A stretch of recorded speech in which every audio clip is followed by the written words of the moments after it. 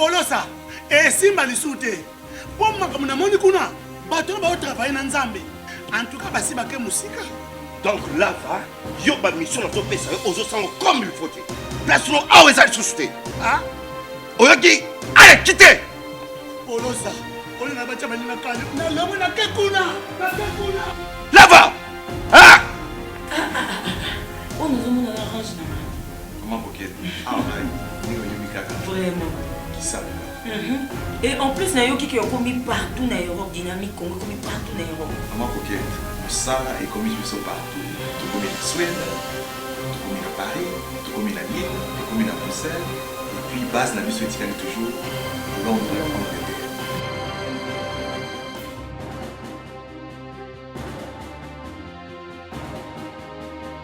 Biso na dynamique Congo. Toza ko avancer na nkolo.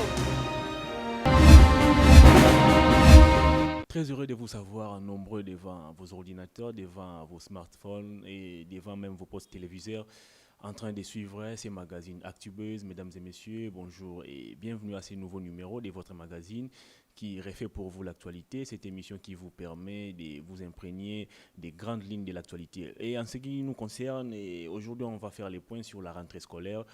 Le président de la République a donné les go à l'Institut Mokengeli de Lemba. On parle également de la gratuité de l'enseignement. La gratuité sera-t-elle effective réellement? On va aussi faire les points sur l'arrivée du secrétaire général de l'ONU, Antonio Guterres, qui est passé par le Nord Kivu, où il a pris contact avec les victimes de la maladie d'Ebola. Il a également il va évaluer les mandats de la MONUSCO. Il va échanger avec les présidents de la République, mais aussi certaines personnalités de l'opposition. On va aussi prendre cette affaire du Congo central.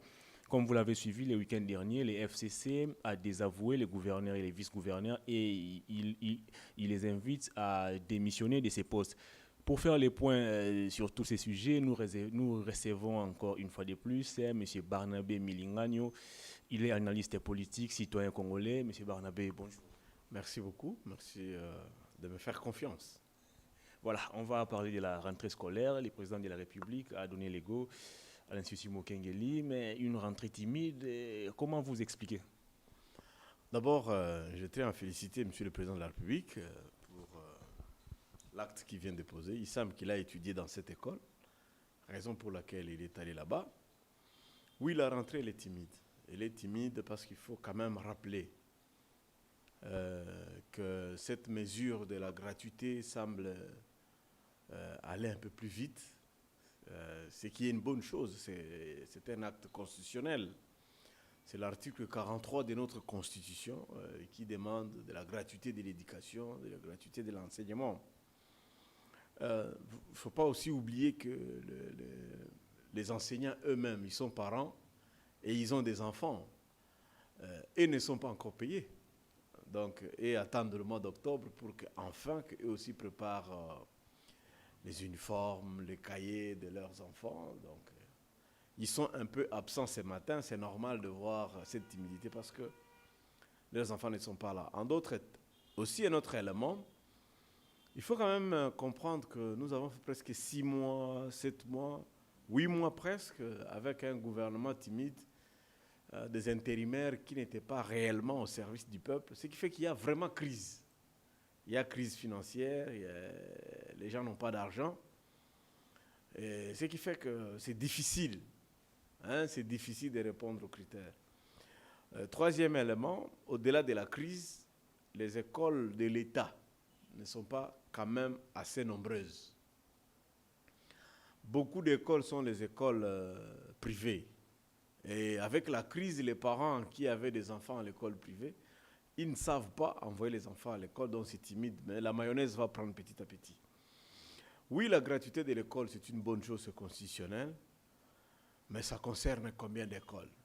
À Gombe, il semble qu'il n'y en a pas plus de 3. Toute la commune d'Engaba, il n'y a pas d'école de l'État. C'est les Mbao, Ngiringiri et consorts. Il nous est rapporté par certains experts que la République démocratique du Congo a 30 000 écoles. C'est toute l'étendue de la République. et 20 000 manquaient encore. Deuxième chiffre qu'il faut signaler, nous avons 8 millions d'enfants scolarisables ou qui sont scolarisés. 7 300 000 ne partent pas à l'école, qu'il faut intégrer pour aller à l'école. Donc nous serons autour de 15 millions et quelque chose. Jusque-là, pour les 8 millions d'enfants, ça doit coûter 2 milliards 600 millions de dollars. Est-ce que le gouvernement a cet argent? On ne sait pas. Étant donné que le premier semestre ici, le gouvernement Tchibala et consorts venait juste de mobiliser autour de 2 milliards 900 millions de dollars. Donc, est-ce que ça va convenir pour entamer directement cette question de gratuité d'école, gratuité de l'enseignement? Ce sont des questions que les experts se posent. Mais il fallait aller graduellement. Comme le chef de l'État a décidé de commencer, moi je les soutiens. Je les soutiens aussi parce que ce n'est pas encore beaucoup. Mais je voudrais qu'il ne soit pas seulement le papa des enfants qui sont dans les écoles publiques. Parce qu'aujourd'hui, pour avoir une inscription dans une école publique, c'est devenu une casse-tête. Il faut comprendre que seuls les enfants de tout-puissants, ministres, généraux, magistrats, députés, ce sont ces enfants-là qui sont probablement facilement inscrivables dans ces écoles publiques de l'État. Il serait souhaitable qu'on puisse inclure tous les enfants congolais, en passant par des subventions. L'État doit quand même trouver une enveloppe pour subventionner, donner un appui, soutenir les écoles privées. Parce qu'il faut noter que lorsque la crise de 78 est arrivée, dans les années 80, il commençait à être difficile avec la dévaluation de la monnaie. Là, je suis dans les rappels historiques. Les enseignants commençaient à demander un peu de savon pour leurs épouses qui venaient d'accoucher. Est-ce que vous n'allez pas saluer votre maman? Est-ce que vous n'allez pas voir les bébés? Ensuite, dans les années 90, il y avait ce qu'on appelait les sémages. On a commencé à exiger les transports pour les enseignants qui étaient dans de grandes villes. Et puis, il y a eu des ministres de l'Éducation qui ont donné des arrêtés à tout le monde. Et nous avons retrouvé des écoles partout. Et comme les Congolais sont entreprenants, ils avaient remarqué que c'était une bonne source d'affaires. Donc, avoir une école, c'était pratiquement avoir une entreprise du genre Gécamine et les gens commençaient à s'enrichir. Et on a transformé ça en business. Deuxième élément, comme il y avait des écoles privées avec les sémages, les enseignants expérimentés qui enseignaient dans des écoles publiques commençaient à aller donner cours aussi dans des écoles privées. Donc il y avait ce qu'on appelait les cumuls. Et ils ajoutaient avec les préceptorats, ça faisait 3 cumuls. Conséquence, au niveau de l'État, où l'État continue à donner ces fameuses 100 000 ou 65 000 francs qu'on a l'habitude de critiquer, mais les écoles privées donnaient 500, 400, 700 dollars, plus les préceptorats enseignaient les enfants à la maison. Oups! Ceux qui faisaient ces cumuls-là commençaient à se retrouver. C'est comme le cas que vous voyez dans des universités où vous avez des professeurs full, ils donnent à l'UNIKIN dans des universités de l'État, mais aussi ils donnent dans des universités privées. Alors qu'est-ce qu'il fait à l'UNIKIN ou dans d'autres universités officielles? Il envoie ses assistants. Et lui, il est en plein prof toute la journée, donc les 2 go matin et soir dans des écoles, dans des universités privées où ils sont bien payés, par exemple. Alors cela a tellement entamé la qualité de notre enseignement. Aujourd'hui, nos diplômes ne sont pas valorisés à cause de la qualité aussi de nos enseignants. Quand tu vois quelqu'un qui termine les études universitaires, c'est à peine qu'il peut disserter, c'est à peine qu'il peut écrire sans faute. Alors, un autre élément, vous verrez, comme les écoles privées facturaient beaucoup, conséquence, on chassait les enfants. On vous fait pression, on vous chasse. On voulait seulement faire des examens. Et un enfant qui est tout le temps chassé, il vient juste pour les examens, ou un parent, on a chassé l'enfant tout le mois, il fait quand même le forcing pour que son fils participe aux examens. Bon, comme il a payé, l'école est moins exigeante plutôt. On se retrouve avec une qualité trop faible. Bref, la gratuité, nous la saluons, mais il faut aller jusqu'au bout. Il faut que le chef de l'État trouve les 2,6 milliards.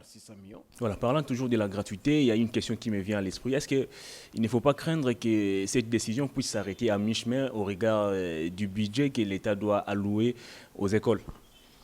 Oui, c'est possible. C'est possible. Nous attendons le programme du Premier ministre. Est-ce qu'il va inscrire ça comme priorité? Nous attendons aussi le budget pour l'exercice 2020. Mais ici, je dois quand même rappeler, vous savez, le chef de l'État, Félix, a fait quelque chose d'extraordinaire, que ces pays n'ont jamais connu. En 1960, lorsque Lumumba et Kasavubu et ses amis prennent le pouvoir, ils ont chassé tous les Blancs. En 1965, Mobutu venait de balayer toute l'équipe de Tshombe qui était très populaire, qui devrait gagner les élections. Mouzé arrive en 1997, lui aussi, il enferme tous les officiers à Kitona et il chasse tous les Mobutistes, ils vont en exil. Joseph arrive, lui aussi remballe tous les, comme on appelle les caciques, les compagnons de son père. Mais Félix arrive, il garde tout le monde en place. Il estime que nous sommes tous des Congolais, nous sommes tous des patriotes, c'est notre pays, le nationalisme prime avant toute chose. Malheureusement, nous sommes en train de constater cette continuité-là, comme il n'y a pas eu d'alternance, il n'y a pas eu de rupture dans plusieurs niveaux, les ennemis de la République, les spécialistes de la corruption, ceux qui sont dans le coulage des recettes, ont maintenant tendance à saboter les actions du chef de l'État. Donc, il est fort probable aujourd'hui que les mesures du chef de l'État soient sabotées par le coulage, la corruption. Les gens ne vont pas mobiliser des recettes. Au cas où on n'arrivait pas à mobiliser les recettes pour tenir cette décision, qu'est-ce qui va arriver? Non, nous aurons des grèves bientôt. Il ne faut pas aller loin. Si au mois d'octobre, les enseignants ne sont pas bien payés, il n'y a pas un bon budget, les inspecteurs ne sont pas pris en charge, il n'y a pas assez de primes. Si vous le remettez dans les 65 000 francs, 85 000 ou même 100 $, chacun, préparons-nous au mois de novembre, il y aura des grèves, il y aura beaucoup de mouvements, il y aura beaucoup de contestations. Et la bonne idée du chef de l'État sera sabotée. Et là, moi je demande au Premier ministre et à toute son équipe, et lui-même le président, de s'attaquer directement au coulage des recettes. Nous avons appris, les experts nous ont dit dans ce pays, qu'il était possible de mobiliser autour de 50 milliards de dollars l'an s'il y avait une attaque sérieuse contre le coulage des recettes. Coulage, ça veut dire l'argent qui disparaît sur la route. Mais de quelle manière le président va combattre ces phénomènes alors que dans son cabinet, il y a quelqu'un qui est cité dans des dossiers sales de corruption et de plusieurs détournements? Bon, il y a Luvumu, il y a une prison de Luvumu qui est dans le Congo central, ici, pour ce qui concerne ceux qui sont à Kinshasa. Le président de la République, son père, et lui-même, ils ont beaucoup milité pour arriver là-bas, en tant que l'UDPS, plus de 37 ans de lutte. Il ne peut pas sacrifier ce genre de lutte pour protéger 2 ou 3 personnes. Gouverner, c'est décevoir. Non seulement il faut décevoir vos électeurs, mais gouverner aussi, il faut savoir décevoir ceux qui vous ont accompagné. Si le président sera complaisant vis-à-vis de ses collaborateurs, on va les lapider ici. Et en 2023, il sera ridicule. Il fera comme François Hollande. C'était facile de critiquer Sarkozy, mais à son tour, c'était difficile même d'être candidat. Nous voulons que le président fasse les 2 mandats parce qu'il a accordé le pays, il a déjà sacrifié ou accordé le pays à Dieu. Mais il faut qu'il assainisse. Mais dans la Bible, si vous lisez dans la Bible, tous les grands ont quand même assaini leur entourage. Ça fait 6 mois qu'il a récompensé ses copains, ses amis. Mais ce qui se passe à la présidence, si ça continue comme ça, le président doit savoir que 2023, c'est pas loin. C'est pas loin. C'est 60 mois. Il lui reste seulement 52 mois. Donc, il faut faire attention. Il doit être très rigoureux. Le ministre de la Justice doit être moins complaisant vis-à-vis des magistrats. Il faut envoyer des audits. Il faut que les inspecteurs judiciaires descendent et qu'on arrête des gens qu'on donne des assignations. Vous devez atteindre tel montant. Vous ne l'avez pas atteint, on envoie les auditeurs, on envoie les inspecteurs, pas à la présidence. Pas à la présidence, mais il faut les envoyer là où on produit des recettes. À la présidence, on ne produit pas des recettes. C'était un peu osé d'envoyer les inspecteurs des finances aller auditer les caisses de la présidence. Je ne suis pas d'accord avec ça. La présidence, on ne produit pas les recettes. On n'a jamais vu ça sous Kabila, on n'a pas vu ça sous Mobutu, sous Mouzé, sous Lumumba et sous Kassava. Donc il faut faire attention. Les gens ne doivent pas aller saboter les actions du chef de l'État comme ça. Vous êtes les gardes de l'ANER, vous avez été là 18 ans. Sous Kabila, on ne vous a jamais vu à la présidence aller auditer Joseph Kabila. Ce n'est pas à Félix que les gens doivent commencer à faire cette affaire-là. Il faut qu'on arrive à faire la part des choses. Il y a des entités ici qui sont génératrices de recettes. C'est à elles qu'il faut bloquer, qu'il faut aller suivre. Le président de la République, il a son budget qu'il doit respecter lui aussi, bien sûr.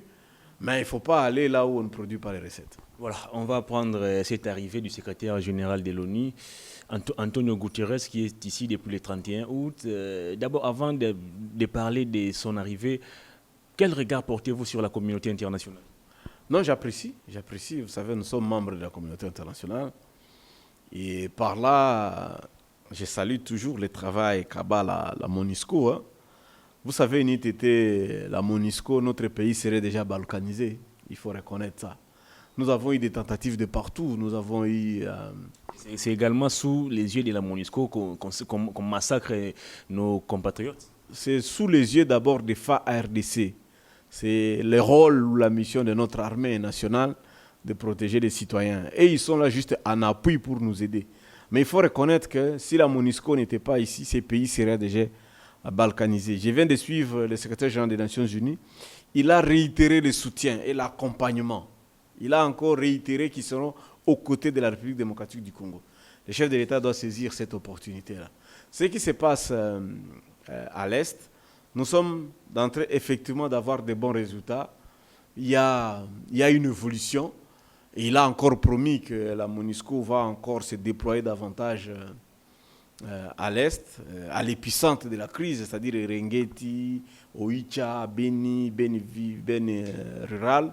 Donc ils vont se concentrer là-bas pour essayer d'éradiquer les ADF Nalou et traduire quand même en justice les enfants congolais qui sont dans ces trafics de minerais, de bois rouges, cacao et consorts. Et je pense que la communauté congolaise, là je voudrais m'adresser au chef coutumier, ils vont quand même essayer de régler cette crise-là entre ces familles royales qui s'entretuent avec des contrats, tantôt les contrats de pétrole, tantôt des contrats pour l'exploitation des cacao et consorts. Alors il faut vraiment qu'il y ait un appui. Et nous avons appris dernièrement que le chef de l'État venait non seulement de remplacer les commandants des FARDC qui étaient là, qui étaient sérieusement critiqués, qu'ils étaient dans les trafics de minerais et consorts. On a mis un autre commandant. Nous avons aussi appris que l'ordre a été donné au secrétaire général de déplacer l'état-major vers Beni, Rengeti et consorts. Donc, si toutes ces mesures-là sont sérieusement suivies et mises en application, espérons qu'on aura de bons résultats bientôt. Alors, selon vous, quels sont les enjeux de cette visite du secrétaire général de l'ONU? Non, importante. Il faut quand même noter que nous avons eu l'alternance. Nous avons un nouveau président. Ban Ki-moon, quand il est entré, lui aussi il était venu ici comme nouvellement secrétaire général de l'ONU. Même tant d'autres qui étaient là. Kofi Annan, que j'ai eu personnellement rencontré, il était encore de passage ici. C'est mieux toujours de prendre la température sur le terrain que d'apprendre à écouter. Vous savez que le 15 septembre, il y aura Conseil de sécurité des Nations Unies. Il ne doit pas seulement se limiter à lire les rapports de Mme Zengugi, qui est sa représentante ici, venir nous voir, être lui-même sur le terrain, voir réellement les morts de Ebola, voir l'effort qui est en train d'être fait par Muyembe. C'est toujours mieux, c'est l'efficacité de son leadership, de management pour des questions internationales comme ça. Et puis rencontrer Félix, l'écouter, parler, solliciter cet appui-là. Vous savez, Ce n'est pas ici qu'il faut rappeler que chaque fois, Mende demandait toujours le départ de MONUSCO, demandait le départ de MONUSCO. Sous Kabila, on disait que notre souveraineté était sérieusement entamée et qu'il fallait qu'ils nous laissent. S'ils étaient partis, d'abord, on n'aurait pas les élections et puis nous aurons tous ces problèmes ici. Alors, Félix aussi a besoin d'avoir cet appui international pour quand même stabiliser son pouvoir. Il est encore à 8 mois, c'est encore fragile. Il y a ceux qui ne savent pas, qui ne croient pas encore qu'il est le chef de l'État. Nous avons appris même par rapport à la gratuité, même aux parents à qui on avait remis de l'argent, ils ont pris l'argent en main, ils ont même payé les transports dans cet argent-là, mais ils ne croyaient toujours pas qu'il y a gratuité. Donc il faut encourager, il faut soutenir, même pour droit, même 3 ans, même tous ces mandats ici, je crois, la communauté internationale doit être vraiment à côté du président Félix pour l'appuyer parce que nous sommes quand même la gâchette de l'Afrique si on était une arme. Voilà, les secrétaires généraux de l'ONU doivent parler de la sécurité, mais aussi de l'évaluation du mandat de la MONUSCO avec les présidents de la République. Alors, M. Barnabé, je vous pose la question que s'est posée ce matin Christian Bossembe. Est-ce que la MONUSCO ne peut-elle pas migrer en mission d'intervention en lieu et place de demeurer une mission d'observation? Le moment où la MONUSCO devrait être une force d'intervention est révolu. Ils ont eu quand même, à des moments, lorsqu'il fallait par exemple neutraliser les M23, ils ont quand même eu à intervenir. Vous savez les risques qu'il y a dans les mandats d'intervention pour les éléments de la MONUSCO. Ils peuvent un jour s'apprendre à nos militaires. S'ils avaient réellement les mandats d'intervention, ils peuvent neutraliser les FARDC et nous arracher les pays comme ça. Mais lorsqu'ils ont les mandats d'appui, c'est-à-dire sur la ligne de commandement, ils sont avec les Congolais et c'est les commandants congolais qui donnent les ordres. C'est ça l'avantage. Mais si eux devenaient mandat d'intervention, donc c'est eux qui donneraient les commandements, un jour ils peuvent nous neutraliser. Comme nous sommes encore protégés par la grâce de Dieu, il faut souhaiter que ça continue comme ça. C'est seulement multiplier leur présence et être aussi plus dans les interventions sociales. Hein, vous savez, ils peuvent aussi nous donner un coup d'appui pour l'aménagement des infrastructures, faire des ponts.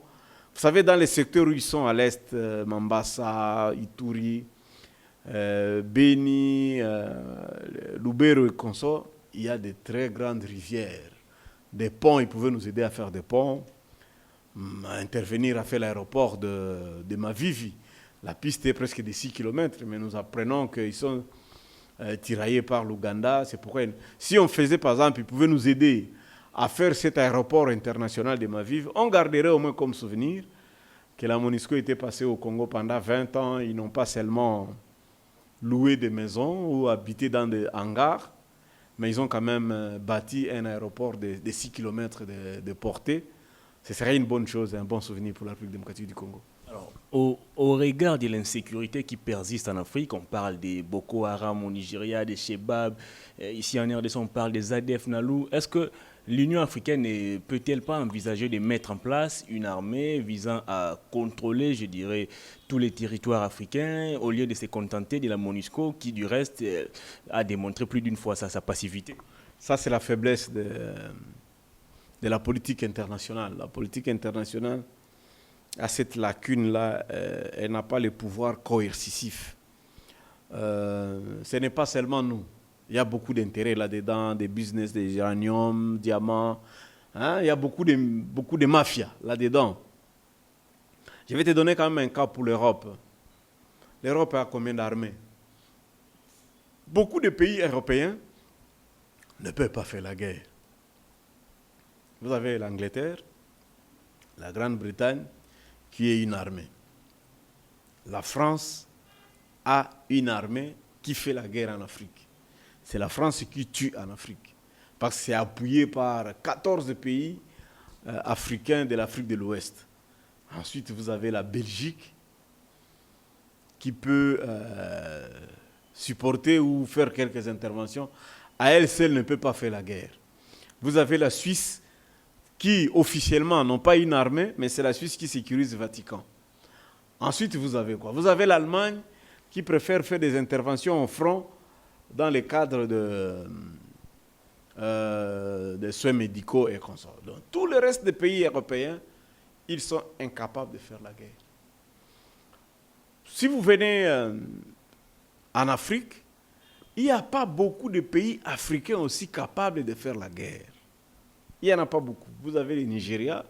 Le Nigeria peut faire la guerre. La RDC, l'Afrique du Sud, le Rwanda, l'Égypte.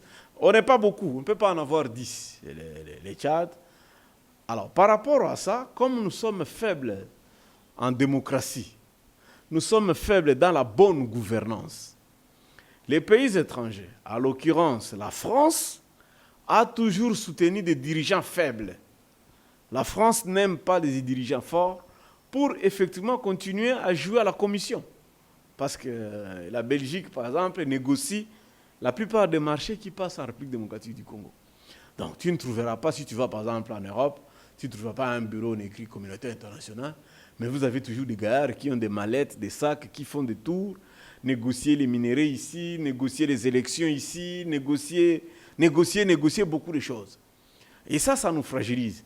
Kagame a tenté, quand il a été président de l'Union africaine, comme tu as dit, essayer un peu de créer les zones économiques de libre-échange. Mais vous sentez que c'est lent, c'est sérieusement combattu. Nous devons quand même éliminer nos frontières. Il faudrait quand même qu'il y ait la libre circulation. Là encore, c'est difficile à financer. Bref, il y a beaucoup de pesanteurs qui passent. C'est compliqué. Nous devons être d'abord forts à l'interne. Nous, comme République démocratique du Congo, élevons notre niveau de patriotisme. Aimons le pays, aimons la RDC. Prions pour le président, prions pour le Premier ministre, prions pour notre pays et considérons que nous n'avons que la RDC comme patrimoine en commun. Toi et moi, nous pouvons être de l'Est, de l'Ouest, du Nord au Sud, mais cette RDC-là, le Zaïre-là, comme on dit, c'est le bien commun que chacun de nous, partout où il se trouve, devrait protéger. Si on ne fait pas ça, nous serons toujours attaqués, fragilisés de l'extérieur. Voilà. Parlant toujours de cette visite du secrétaire général de l'ONU, il est prévu aussi une rencontre entre lui et certaines personnalités de l'opposition, mais pas des rencontres directes entre lui et les leaders de l'opposition. Je vois Jean-Pierre Bemba, Martin Fayoul qui s'envolent d'ailleurs aujourd'hui pour l'Afrique du Sud. Est-ce que c'est une déception de la part de l'opposition qui a longtemps cru que c'est la communauté internationale qui devait combattre à sa place?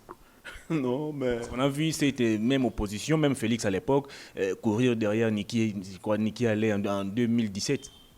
Oui, à l'époque, l'opposition de Félix Tshisekedi, Kamere, Eva Bazaïba, Martin Fayoul était crédible. Aujourd'hui, l'opposition n'est plus crédible? Non. Et pourtant, il y a Martin Fayoul et Jean-Pierre Bemba qui sont toujours là. D'abord, Bemba n'est pas au pays. Bemba il a des problèmes qu'il doit régler post-prison.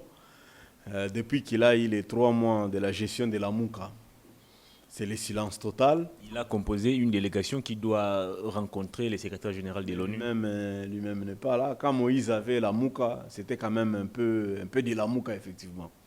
Mais là, nous sommes en train d'aller totalement vers la somnolence et ça pose problème. Fayoul est en train de prendre congé avec la Mouka. Il a créé sa dynamique de l'opposition. Malheureusement, avec son frère du village qui est Mouzito, ils ont ramassé aussi Moubake, un autre distrait. Et donc, il n'y a aucune opposition crédible. Vous allez vous opposer de quoi ici pour le moment, parce que le pays est en train de démarrer. Donc, le secrétaire général, oui, il va rencontrer le Premier ministre, il va rencontrer la présidente de l'Assemblée nationale. Il va parler, bien sûr, je crois, avec... Monseigneur archevêque Ambongo qui sera créé pape bientôt. Cardinal plutôt, excusez-moi. Et tant d'autres acteurs de la société civile. Vous avez le Mouchagaloussa, le Augustin Bissimois et tant d'autres de la société civile qui ont beaucoup de choses à dire. Nos amis là de l'opposition, là, c'est fini. Ils étaient là, ils étaient des opportunistes. Depuis qu'on a commencé à nommer quelques-uns parmi eux, on ne les entend plus parler. Aujourd'hui, quand on parle d'opposition, c'est quoi? C'est Steve Kivuata, il ne propose rien. Il est toujours, lui aussi, dans sa vérité des urnes distrayantes. Vous avez Mike Moukebaï qui réclame sa réhabilitation à l'Assemblée provinciale. Il réclame... L'affaire a été déjà close. Non, mais il réclame, depuis que ses amis sont passés de 6200 ou 6500 à 15 000, Mike est dans tous ses états. Vous avez Prince Epenge, il est toujours là à agiter. Donc nous n'avons pas d'opposition. On ne veut pas d'opposition. Donc vous pensez qu'actuellement, en République démocratique du Congo, il n'y a plus l'opportunité que l'opposition puisse exister? Non, mais le chef de l'État est en train de donner des arguments. Vous savez, il était facile de critiquer Joseph parce que Joseph ne parlait pas. Joseph ne parlait pas et ses fameux collaborateurs se comportaient très mal. Mais Félix explique. Lui, il parle, il explique, il se dit, je vais faire ça, je vais faire ça, je vais faire ça. Pour le moment, on le critique, il voyage beaucoup à l'extérieur. Les gens ne comprennent pas les vides que nous avions au niveau de la communauté internationale. On était absents. Ceux qui allaient à Missieux allaient faire des shopping. Mais sur place, on n'avait rien. Alors, il explique. Bientôt, il va quand même s'attaquer aux questions internes. Et nos amis de l'opposition, qu'est-ce qu'ils vont dire? La RTNC est ouverte. Ils font les marches, mais ils ne proposent rien. Qu'est-ce que le chef de l'État a fait? Il a promis qu'il y aura un gouvernement de nouveau. Tous ces bandits et voleurs qui existaient autour de Joseph, ils ne sont plus là. Alors, vous allez critiquer quoi? Vous allez faire quelle marche? À vous entendre parler, c'est comme si vous ne voulez plus de l'opposition dans ces pays. Non, moi-même, là, je suis républicain. Je suis républicain. J'aime ces pays, je suis patriote. Écoutez, moi, Dieu m'a donné la grâce de faire la guerre 2 fois. Moi, j'étais un activiste sous Iferi Sungunz. J'ai commencé ces choses à 88-89. J'ai traversé le génocide du Rwanda. J'ai fait l'AFDEL. Moi, je suis un ancien Kadogo. Je n'ai jamais nié ça. J'ai fait la rébellion. J'ai fait le RCD. C'est une grâce, c'est une opportunité. Moi, j'ai été dans les 5 chantiers. Nous étions dans la révolution de la modernité. Aujourd'hui, c'est l'état de droit.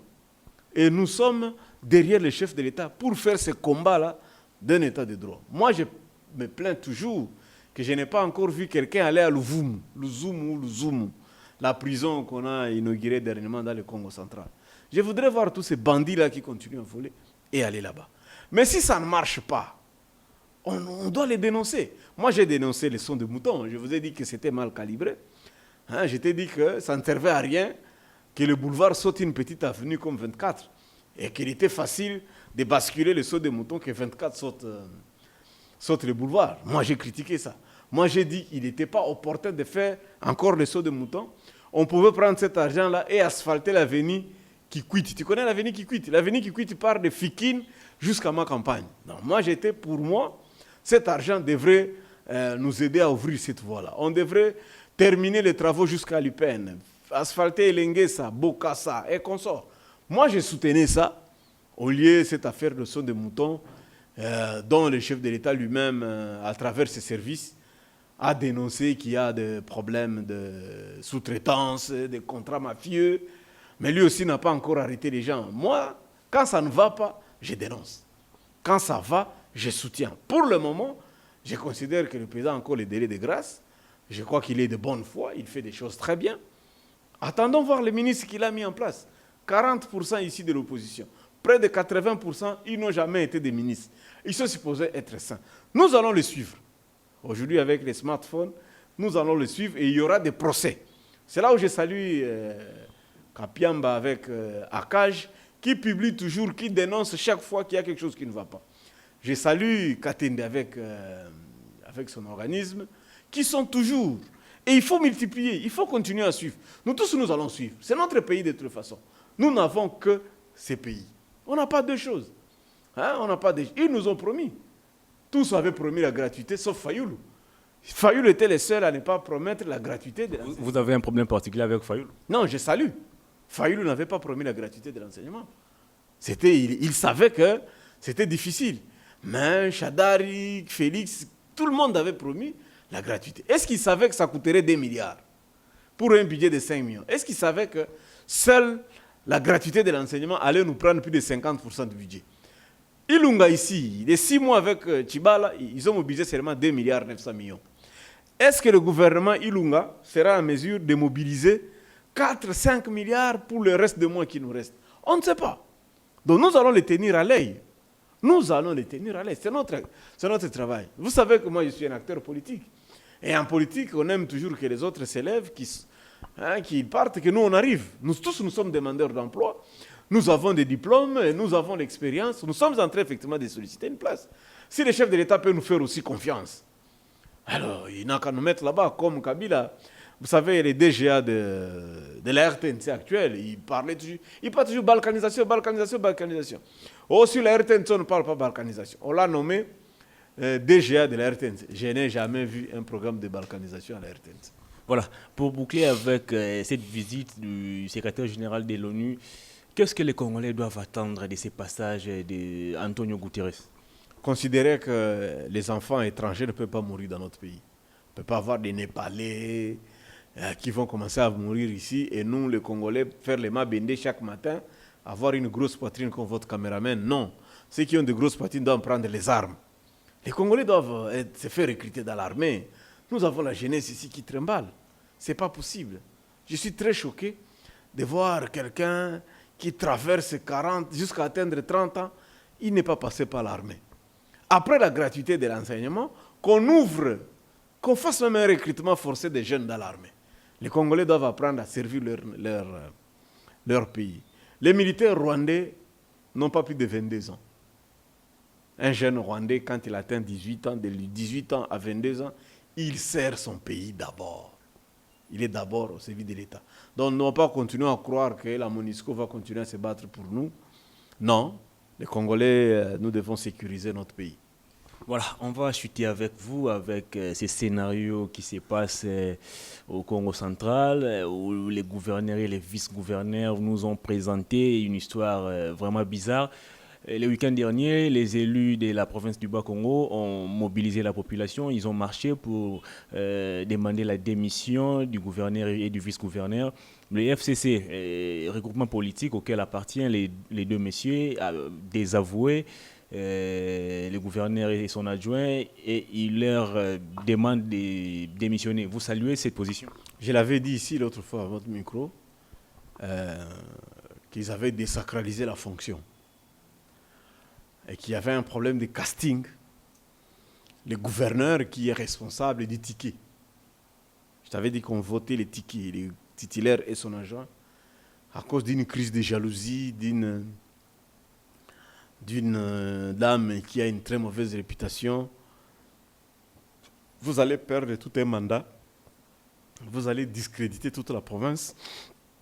Nous attendons leur démission.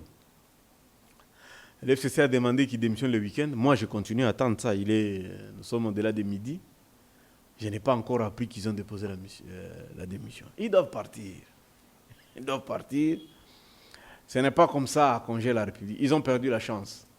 Malheureusement, au gouverneur, moi, je me plains beaucoup du gouverneur. Vous savez, depuis que je m'intéresse à la politique du Congo central, ce sont toujours les Bayombe qui ont toujours dirigé cette province. Lui, il est quand même de cataracte, je crois, qu'on appelle Nzela Machine. C'était quand même une alternance à ce niveau-là aussi. Au lieu d'être sérieux, il est allé chercher un vice-gouverneur, un gamin, c'est vraiment un garçon là. Il croit que si vous avez quelques dollars, vous avez une Jeep officielle, que vous pouvez sauter sur toutes les femmes que Dieu a créées sur la terre. Non, ça ne se passe pas comme ça. Une fille qui est l'assistante du gouverneur, tu ne connais pas les critères de son recrutement comme assistante. Ça peut être une copine du gouverneur, logée dans la résidence du gouverneur, résidence secondaire, et toi tu vas aller là-bas. Il aime encore la gratuité. Non, la gratuité c'est au niveau de l'enseignement. S'il était dans une chambre d'hôtel, tout cela ne lui arriverait pas. Mais il est allé rejoindre la fille chez elle pour éviter de payer l'hôtel, pour éviter de moindres frais. Vous voyez là où ça l'a amené. Mais on ne peut pas se manquer de le message est que nous, acteurs politiques, nous devons faire attention. Maintenant, on est sérieusement visés. On ne sait pas quelle est l'intention de toutes ces filles-là. Il y a quelqu'un qui disait que les hommes mariés devraient arrêter les subsides, cette assistance sociale qu'on accorde aux veuves, aux jeunes filles, aux mamans, en leur payant, en leur donnant quelques argent. Mais ce qu'ils font, au retour, quelqu'un vient solliciter. C'est comme au fait les musiciens, quoi. Quand ils vont chez Kofi, chez JB, ils sont doux, gentils. Mais quelques temps après, 2 ans, tu le vois injurier Ouera, tu le vois injurier Kofi, et on te montre les images de son recrutement. Tu te dis, mais est-ce que cet enfant pouvait au moins un jour critiquer comme ça? Donc, les femmes aussi maltraitent malheureusement les mains qui les nourrissent. J'ai appris que les hommes mariés ils ont pris eux aussi la décision de ne plus assister cette catégorie de femmes. Est-ce qu'au-delà de la démission, qui est, je pense, une sanction administrative, on ne peut pas penser à une action au niveau de la justice? J'ai appris que la Cour de cassation est derrière les dossiers. Il doit y avoir une enquête sérieuse. J'ai appris qu'on a arrêté la policière qui est sautée sur le vice-gouverneur. Il y a quand même présomption d'innocence. Même s'il était là, est-ce qu'il est dit était chaud et qu'on sort? On ne peut pas déshabiller un vice-gouverneur. Et il paniait, on a même piétiné, la dame a même piétiné ses organes génitaux. Nous avons appris que les Redoc étaient là-bas lui-même et d'autres prenaient des photos. Non, il faut faire attention. Jusqu'à cet acte, sa démission, il était quand même vice-gouverneur. Il devait quand même avoir un peu de retenue. J'ai appris que la Cour de cassation est là. On ne peut pas laisser ça comme ça. Les gens doivent être sanctionnés. Ils doivent faire la prison. Ils doivent être, pour des raisons d'éthique, des problèmes de moralité, ils doivent être sanctionnés et faire la prison. Ce n'est plus l'époque de Kabila où on pouvait avoir un ministre. On ne peut pas avoir un vice-ministre qui se déshabille au bureau et ne fait pas la prison. Ça, on voyait ça à l'époque de Kabila. Non, sous Félix, les gens doivent aller faire en prison. Voilà, nous sommes arrivés à la fin de cette émission. Un mot à tous les Congolais qui vous regardent à travers le monde. Non, merci beaucoup. Prions pour notre pays. Aimons la République. Faisons confiance aux autorités. J'espère que le chef de l'État il va tenir toutes ses promesses. Il sera courageux. Je demande quand même à notre justice de participer aussi. Vous savez, c'est la justice qui élève une nation. La Bible dit le trône de Dieu repose sur la justice et sur l'équité. Nous attendons un grand signal de ce côté-là aussi. Au lieu de voir des vestes, des voitures et des villas, nous voulons quand même que le gouvernement considère la justice aussi comme priorité des priorités, en plus de l'enseignement gratuit. Je voudrais aussi quand même demander si on peut subventionner les écoles privées, multiplier le nombre d'écoles. Matata en faisait 1000.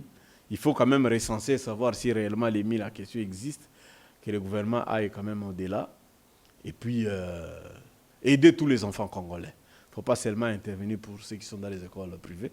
Je salue le secrétaire général des Nations Unies qui était de passage ici. Merci beaucoup. Monsieur Barnabé, merci de répondre à notre invitation. Merci beaucoup, papa. Merci. Voilà.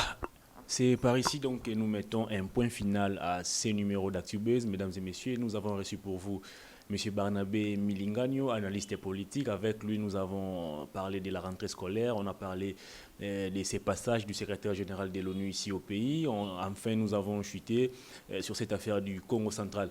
Si vous avez aimé cette émission, dites un grand merci à Néhémie qui était derrière cette caméra pour vous proposer ces belles images.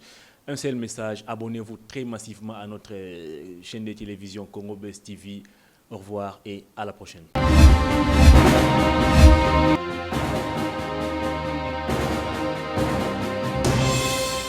Patron nga Polosa esimba lisute po makamuna moni kuna bato ba travailler na Nzambe en tout cas basi bake musika. Donc là va yo ba mission na to pesa ozo sango comme il faut. Place no awe za susute. Ah oyoki allez quitter Polosa on na bacha bani na kanya na lomo na kekuna là va ah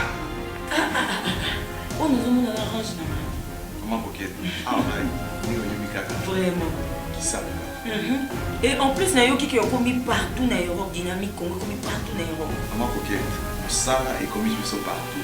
Tout comme en Suède, tout comme à Paris, tout comme à Lille, tout comme à Bruxelles. Et puis, base la mission est toujours Londres, Angleterre.